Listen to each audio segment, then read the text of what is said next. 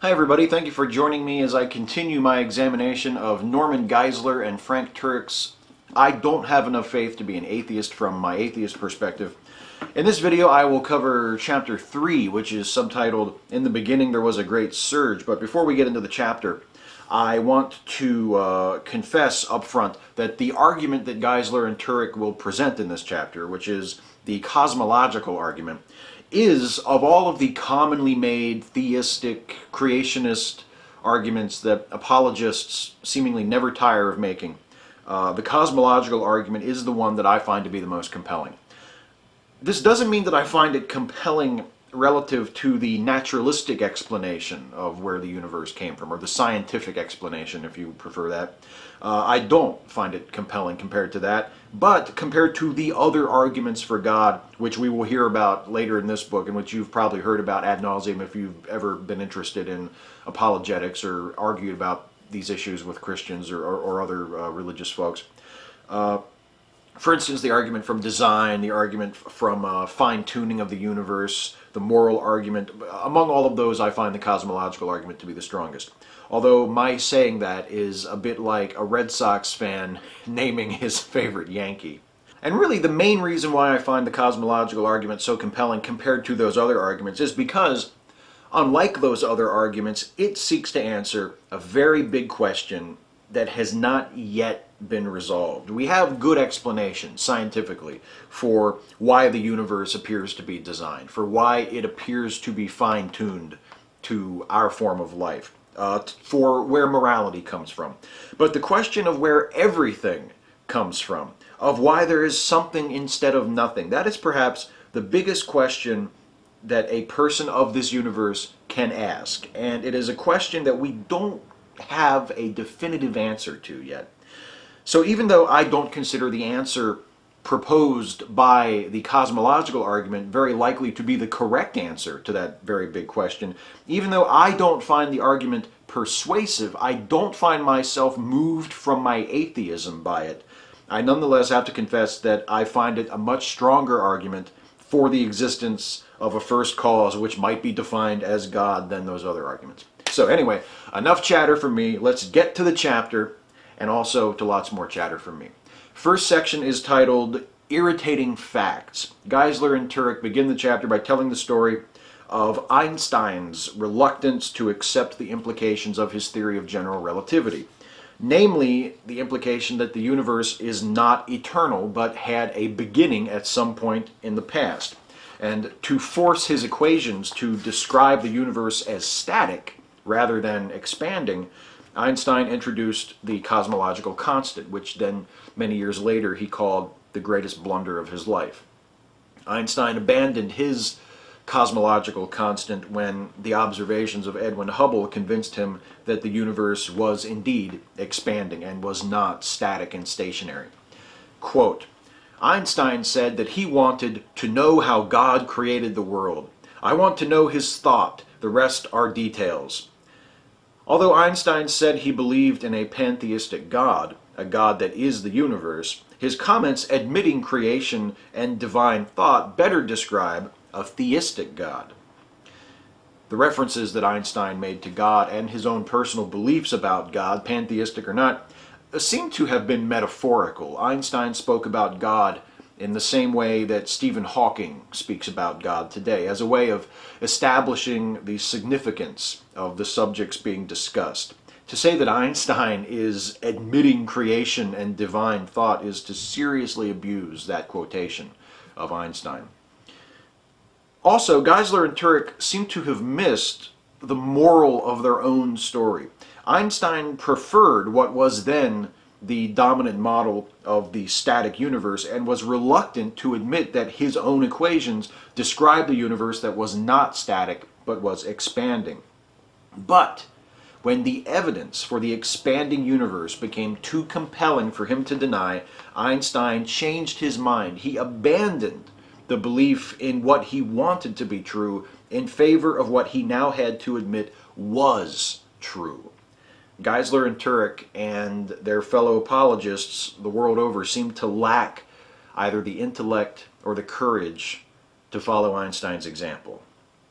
The cosmological argument, the beginning of the end for atheism. Geisler and Turek open this section of the chapter by stating the cosmological argument in its logical form. Everything that had a beginning had a cause. The universe had a beginning. Therefore, the universe had a cause. That is the bare bones logical form of the cosmological argument. They examine the premises of the argument to see if they are true. And first, premise 1, does everything that begins to exist have a cause? Quote, even the great skeptic David Hume could not deny the law of causality. He wrote, I never asserted so absurd a proposition as that something could arise without a cause. It doesn't sound like Hume had much interest in trying to deny the law of causality, so that's hardly a point for Geisler and Turek. Again, they call Hume a skeptic, seemingly under the impression that skeptic means person who denies things. That's not what skeptic means. They continue, quote, in fact, to deny the law of causality is to deny rationality. So if anyone ever tells you he doesn't believe in the law of causality, simply ask that person, what caused you to come to that conclusion?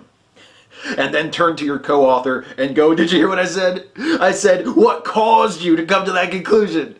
And then you can try unsuccessfully to exchange high fives. You can deny the law of causality without totally denying the existence of causality, if hypothetically you felt like denying the law of causality. I could say to you, I don't believe that everything has a cause. And you can't prove me wrong by pointing to stuff that has cause, because I'm not denying that there are things that have cause. You see how the Roadrunner tactic in this case shows itself to be useless and obnoxious? I'm going to come back to premise 1 in a bit, but for now let's move on to premise 2, which is, did the universe have a beginning? And the answer, according to virtually every scientist with any expertise on the subject, is yes. The answer, according to virtually every religion, is also yes, by the way. So what do Turek and Geisler do with the next 8 pages of this chapter?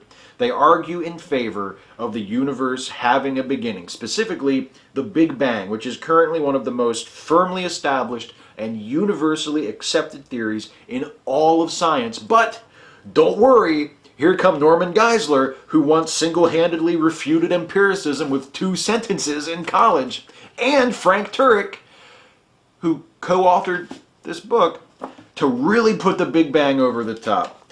Geisler and Turek present their blockbuster case for the Big Bang in the form of an acronym, because apologists think that's the only way people can learn things. The acronym is SURGE, S-U-R-G-E. S is for the second law of thermodynamics. The second law of thermodynamics states that entropy increases in closed systems over time. In other words, the older the universe, which as far as we know is a closed system, gets, the less usable energy it has, the less work is being done. And this implies a beginning of the universe, since if the universe will be more entropic tomorrow than it is today, then it must have been less entropic yesterday than it is today. And if entropy was lower in the past and will be higher in the future, then the universe cannot have existed forever, because the increase of entropy over time means that the universe isn't able to work forever. The clock is winding down, so to speak. Again, the claim that the universe had a beginning is not controversial.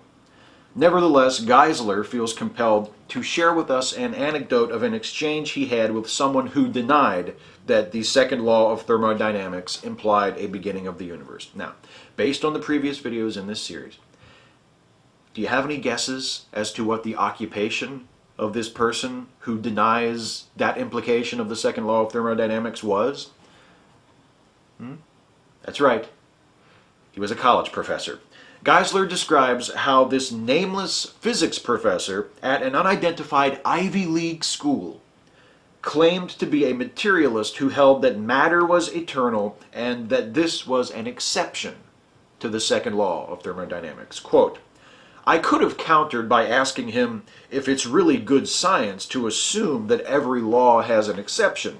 That doesn't seem very scientific and may even be self-defeating. It may be self-defeating when you ask, does the law that every law has an exception have an exception?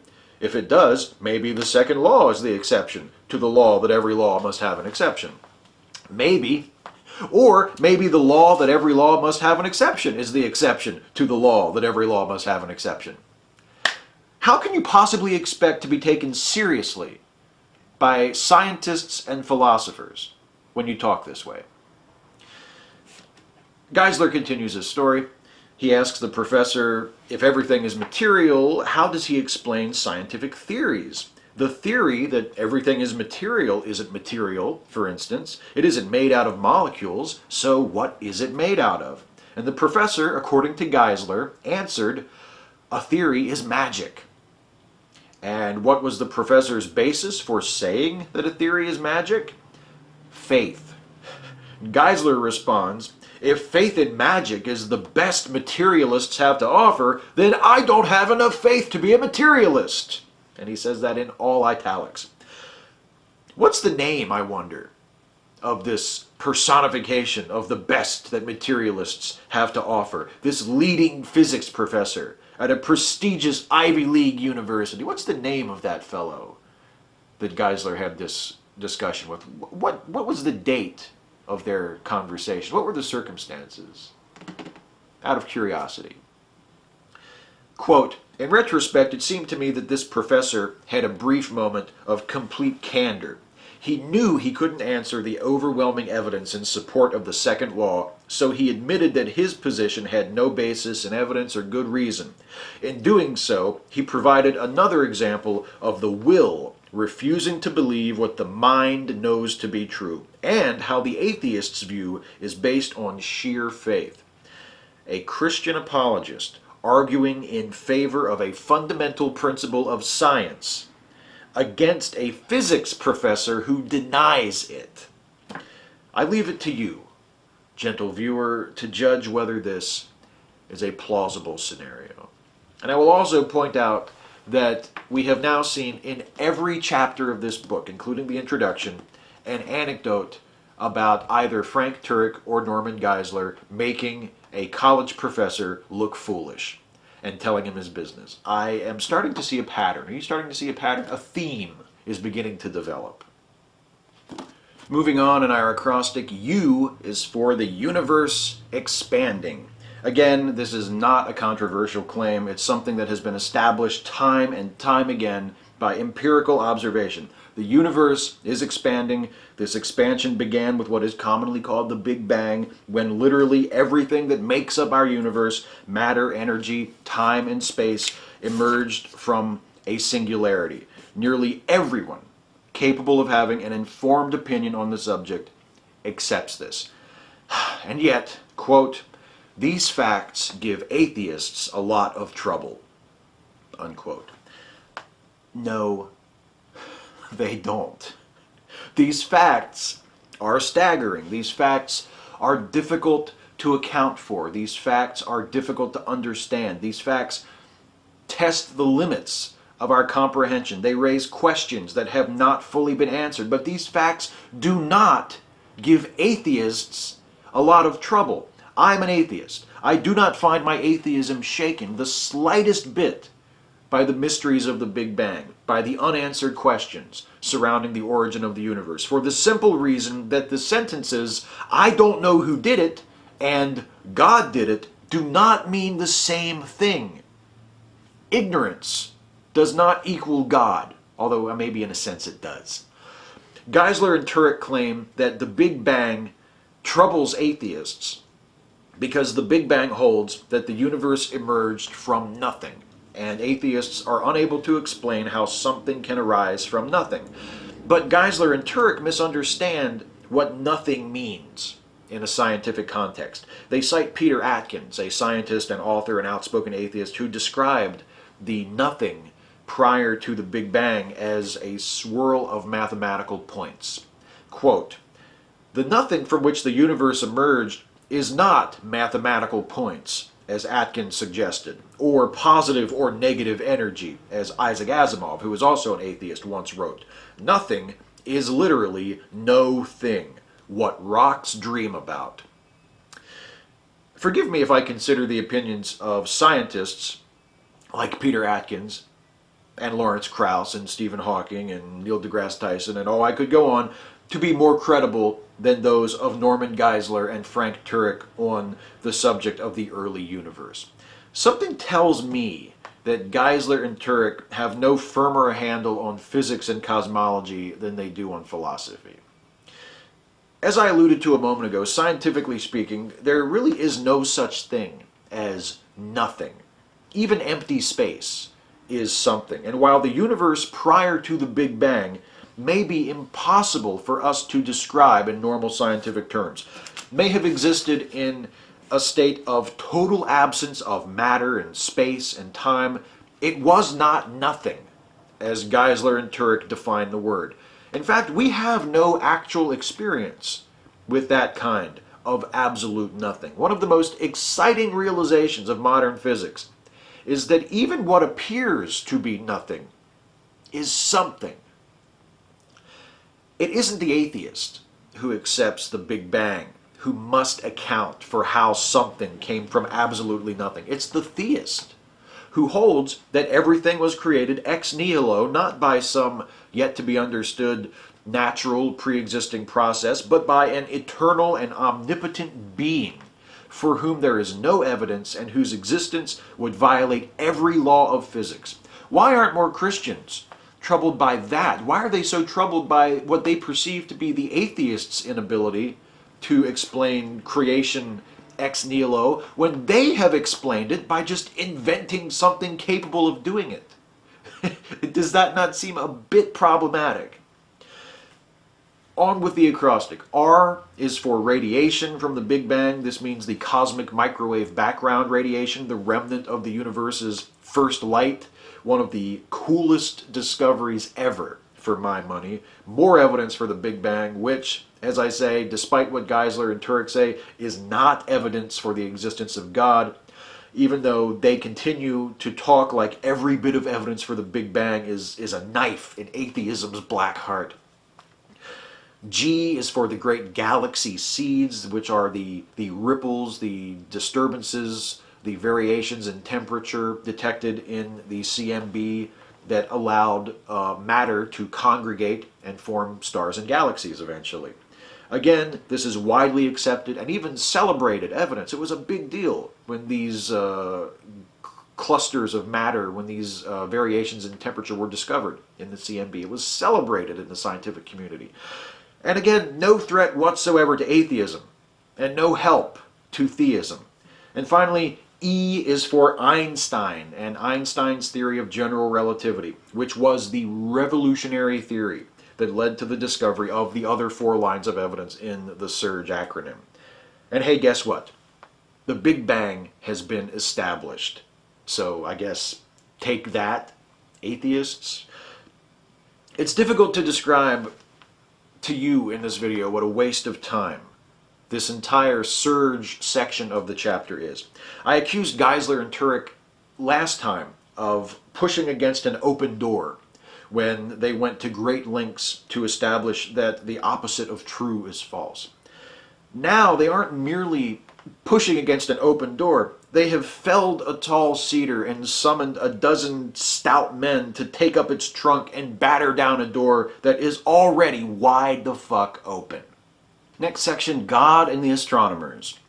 Geisler and Turek quote astronomer Robert Jastrow, who writes in his book, God and the Astronomers, that the astronomical evidence for the Big Bang matches in a very general way the arc of the Genesis narrative. Quote, the overwhelming evidence for the Big Bang and its consistency with the biblical account in Genesis led Jastrow to observe in an interview, astronomers now find they have painted themselves into a corner because they have proven by their own methods that the world began abruptly in an act of creation to which you can trace the seeds of every star, planet, every living thing in this cosmos and on Earth.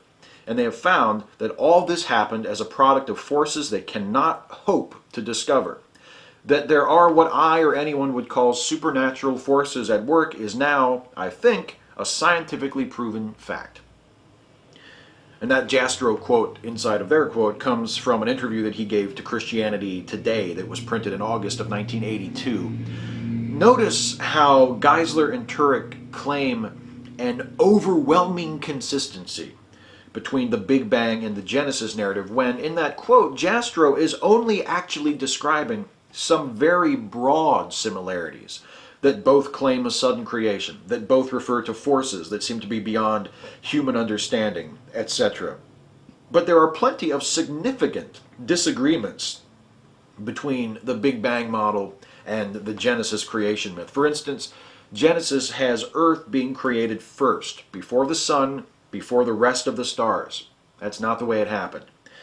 The first stars probably didn't form until around 400 million years after the Big Bang, and the sun is certainly not a first-generation star.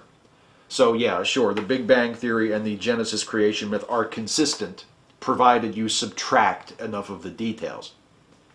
Also, as Geisler and Turek themselves point out, Jastrow seems to be using the term supernatural to mean literally that which is outside of nature, which is appropriate given that nature itself emerged from the Big Bang. But as Geisler and Turek most definitely do not point out, and perhaps hope we don't notice on our own, supernatural does not mean divine. Next section, the empire strikes back but fizzles out. So I guess if the scientific establishment is the empire, then Geisler and Turek, who are Christians representing the most dominant, least persecuted group of people in the history of their culture, would be the rebels. That works, doesn't it? It makes sense.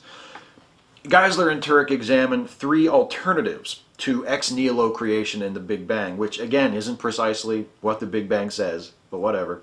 The cosmic rebound theory, which states that the universe exists in a constant cycle of expansion and contraction. Imaginary time, which was a mathematical concept used by Stephen Hawking to attempt to describe the Big Bang as something other than a singularity. And this, by the way, is an incredibly complex bit of physics, which I have nothing anywhere close to a complete understanding of, which Geisler and Turek dismiss in a single paragraph, for whatever that's worth. And finally, uncertainty, which uses the Heisenberg uncertainty principle to question the application of the law of causality to the origin of the universe. Now, none of these three ideas mentioned are actually alternatives to the Big Bang. They're mostly just different ways of interpreting the Big Bang, or attempts to put the Big Bang into a different context. And Geisler and Turek reject all three theories anyway, because they fail to account for how the universe sprang into existence from nothing. Like the ideas of Peter Atkins and Isaac Asimov mentioned earlier, Geisler and Turek fail these theories because they start with something rather than literally nothing. But it's only Geisler and Turek who are imposing the requirement that a theory must account for creation from literally nothing in order to be acceptable. They keep missing the points that A, the Big Bang theory doesn't describe the universe emerging from literally nothing, and B, there doesn't seem to be any such thing as literally nothing, since that kind of literal absolute nothing is completely outside of human experience. In fact, it's so outside of human experience that you can't even describe it. Notice I just said there is no such thing as literally nothing. That statement makes no sense. It's impossible for our language to accurately, adequately describe a true state of nothingness, because we're always describing something. We have no experience whatsoever with utter absolute nothing, the kind of nothing that Turek and Geisler are insisting that the various scientific theories explain the universe emerging from. So since we have so little experience, since we have no experience with that kind of nothing, why insist that a theory of the origin of the universe account for the emergence of something, indeed of everything, from absolutely nothing? Quote, "In the end, no atheistic theory adequately refutes either premise of the cosmological argument. The universe had a beginning, and therefore it needs a cause." Does it, though?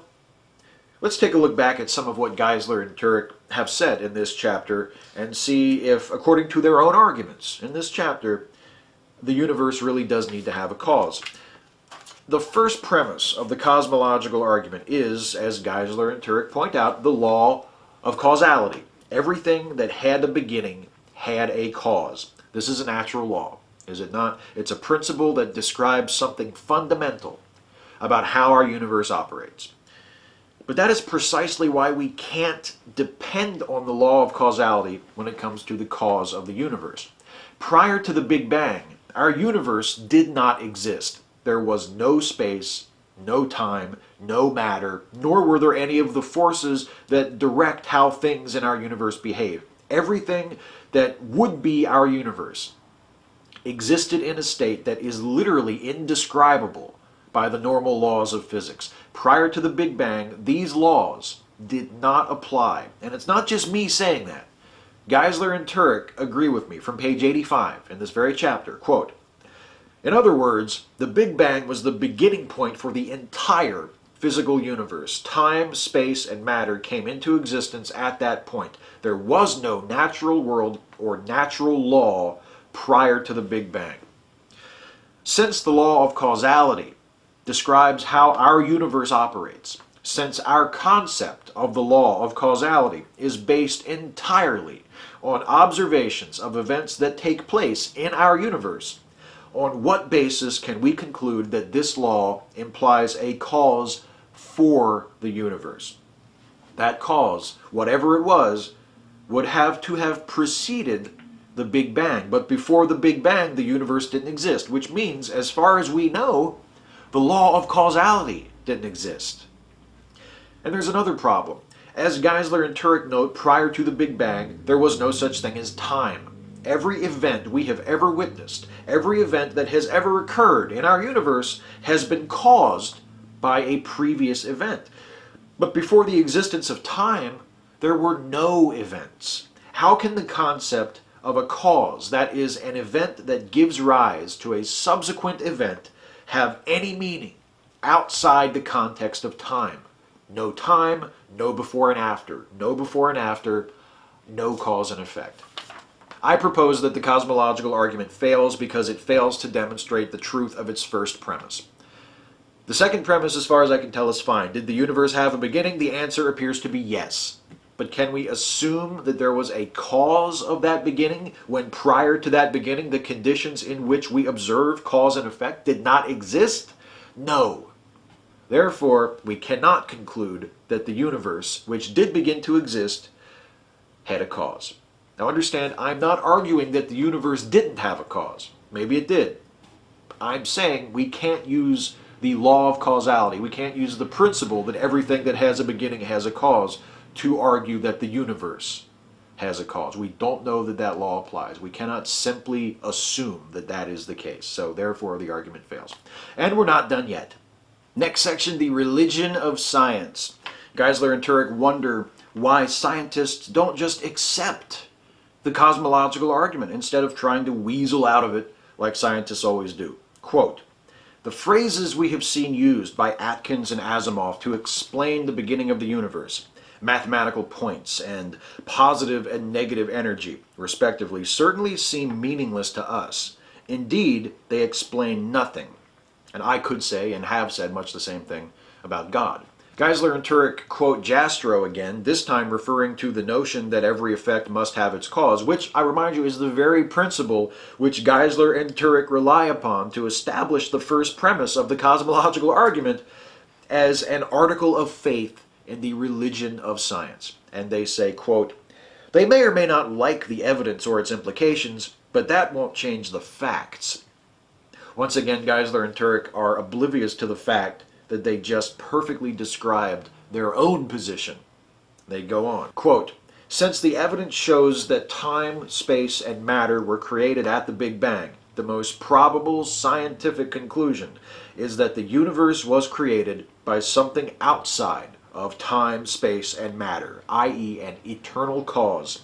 When scientists stop short of that conclusion by papering it over with meaningless phrases or by refusing to speculate, it seems that they are simply refusing to accept the facts and the most reasonable conclusions that come from them.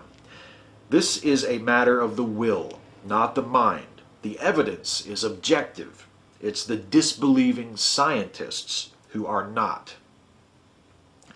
Again, why should we assume the law of causality applied prior to the existence of the universe? And how can a cause occur outside of time? And if this cause merely occurs outside of our time, but within some other pre-existing time, how can it be said to be eternal? However we look at it, the concept of an eternal cause just doesn't seem coherent. Next section, what if the Big Bang Theory is wrong?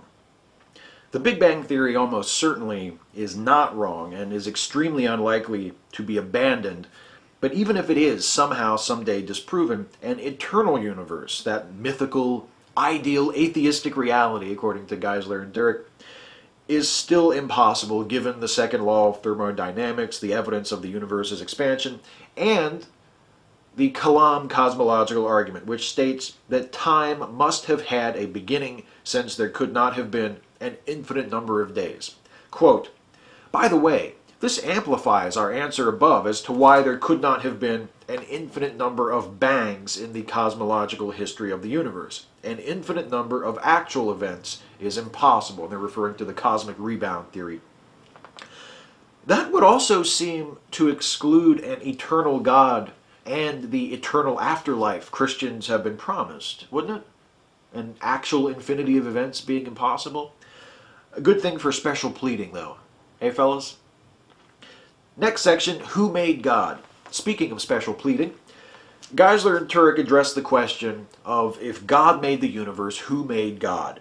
Doesn't proposing God as the cause of the universe merely lead to an infinite regression, since once you've proposed that the universe came from God, you then have to explain where God came from? Quote, so why doesn't God need a cause? Because the atheist's contention misunderstands the law of causality. The law of causality does not say that everything needs a cause. It says that everything that comes to be needs a cause. God did not come to be. No one made God. He is unmade. As an eternal being, God did not have a beginning, so he didn't need a cause. I find quite a bit wrong with this argument. For starters, it's a cheat to get out of having to explain where God came from. God has simply been defined in such a way that the law of causality doesn't apply to him. But that definition isn't evidence that God actually exists. And even if you say that God never began to exist, you still have to account for God. Even if you say that the law of causality doesn't apply to God. As I said, it may not have applied prior to the existence of the Big Bang. I'm not saying anything else was there prior to the Big Bang. I don't know what was there before the Big Bang, if anything. If you're going to say that God was definitely there, you can't just say, oh, and he was always there. You can't just define him into existence. You have to explain what God is doing there. What is God? How did God create the universe? How is the existence of such a being, an omnipotent, eternal being, even possible? Second, if we're willing to assume an eternal, uncreated God, we can just as easily assume an eternal, uncreated universe. Geisler and Turek anticipate this objection and try to get around it by returning to the Kalam argument, claiming that an actual infinity of time is impossible. And they're right, of course. The evidence points not to an eternal universe, but to an expanding universe of finite age. But there's nothing stopping us, either logically or scientifically, from assuming that the singularity that existed prior to the Big Bang, that created our universe and all of its matter and space and time, was eternal. Perhaps instead of God, it was the singularity from which our universe emerged that was uncreated. What's to stop us from assuming that? It makes more sense than assuming an eternal creator God. We actually have evidence that the singularity existed. Perhaps the universe existed for an infinite period of time prior to the Big Bang in that state, that infinitely dense, hot state of the singularity that the Big Bang eventually emerged from. Why not assume that? Why isn't that a better assumption than a creator God? Finally, a point that apologists often miss. If we're willing to assume an eternal, uncreated God to avoid that infinite regress of causes, there's nothing that requires us to assume this eternal uncreated God was the immediate cause of the Big Bang. Perhaps the Big Bang was created by a created God, who was in turn created by a previously created God, which was in turn created by another God, created previous to that, which was then previously created by an eternal uncreated God. Maybe the chain goes that far back. Or perhaps there was a chain of creation going back 10,000 or even 10 million steps before finally ending with the original creation by an eternal uncreated God. Practically speaking, what would be the difference? If you believe that an eternal uncreated God created the universe, how can you falsify my proposition that an eternal uncreated God created another God, which then created another God, which then created another God, which then created ultimately the universe at some point down the road? Practically speaking, there would be no difference. As long as you put your eternal uncaused God at the beginning, you can suppose a chain of causes of any length imaginable, leading eventually to the creation of our universe in the Big Bang. An apologist wishing to avoid this and argue for a universe created directly by a single eternal uncreated God might invoke Occam's razor, which tells us to favor the explanation that requires the fewest assumptions. And that's a good principle, but Occam's razor not only cuts out all of my intermediate gods, but also the eternal uncaused God proposed by Geisler and Turek. There's just no reason, logically or scientifically, to assume that any God, eternal or otherwise, was necessary for the universe to come into existence. To close the chapter, Geisler and Turek plagiarize William Lane Craig, and I mean they straight up rip that guy off verbatim, and argue that the first cause of the universe must have been timeless, spaceless, and immaterial, since it created time, space, and matter. It must be unimaginably powerful, since it created everything. It must be intelligent, since the universe is apparently precisely designed. And it must be personal, since it had to choose to create something from a state of nothingness. And anybody who's ever watched a William Lane Craig debate has heard him go through that litany to explain why the first cause implied by the cosmological argument must be the personal theistic God that he believes in. Nothing requires that the cause of our space-time and matter must have been absolutely timeless, non-spatial, or immaterial. It need only have preceded the existence of our universe with its space-time and matter. Also, doesn't assuming the existence of God contradict the idea that the universe emerged from nothing? As Geisler and Turek have insisted in this chapter, in order for a state of nothingness to have preceded the universe, there must have literally been nothing, which means no God, as well as no matter, time, energy, etc. If God's there, then there's something, not nothing. Unless, of course, Geisler and Turek are defining God to mean nothing, which would mean that there's something we agree on from this chapter after all. That is it for Chapter 3. Next time, I will be back to look at Chapter 4 of I Don't Have Enough Faith to Be an Atheist, which is subtitled Divine Design. Guess which classical apologetic argument they're going to tackle in that video. That's it for this one. As always, thank you guys so much for watching. Thank you for sticking with this, for being interested in this. I hope that it's been of interest to you, of use to you. Please leave a comment, ask a question, amplify a point I made, argue with me, tell me where I got something wrong, correct me if necessary, correct any misunderstandings I may have had that you feel I've gotten wrong from the text. Anything you have to say will be welcome.